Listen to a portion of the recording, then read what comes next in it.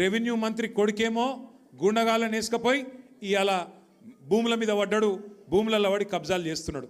ఆయన మీద పాపం ఒక ఆయన ఎస్ఐ గారు, ఎస్ఐఓ సిఐఓ ఆయన ఇన్స్పెక్టర్, ఆయన హబీబుల్లా ఖాన్ ఆయన పేరు.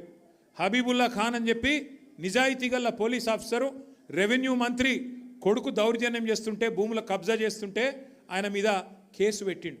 కేసు పెడితే ఇప్పుడు ఆ పోలీస్ ఆయన తీసుకుపోయి ఎక్కడో లూప్ లైన్లో వారేసిండ్రు. హబీబుల్లా ఖాన్కు ఇవాళ నిజాయితీగా పనిచేసినందుకు నజరానా ఇచ్చిండ్రు. ఏం నజరానా ఇచ్చిండ్రు?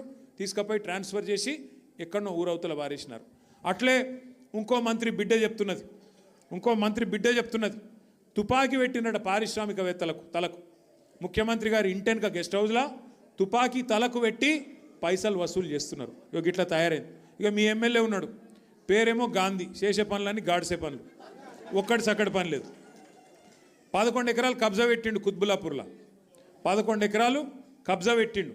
మొన్న మనోళ్ళందరూ పోయినరు కబ్జా పెట్టి.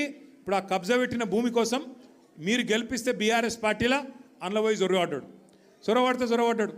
ఎంత గలీజ్ అంటే పరిస్థితి, వీళ్ళ పరిస్థితి ఎట్లా తయారైందంటే ఎమ్మెల్యేలది మన పార్టీలోకి వెళ్ళిపోయి ఆ పార్టీలో చేరినోళ్ళది.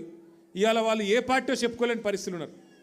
ఏమాయిరాబాయ్ నువ్వు కాంగ్రెస్ పార్టీ బీఆర్ఎస్ పార్టీ అంటే ఎమ్మెల్యేలు స్పీకర్ గారికేమో మేము బీఆర్ఎస్ పార్టీ అని ఉత్తరం రాస్తున్నారు, బయటనేమో కాంగ్రెస్ కండువాలు వేసుకొని తిరుగుతున్నారు.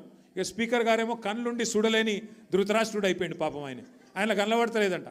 గాంధీ కాంగ్రెస్లో తిరిగేది మీ అందరికీ తెలుసు గల్లీలలో, అని స్పీకర్కు తెలుస్తలేదంట.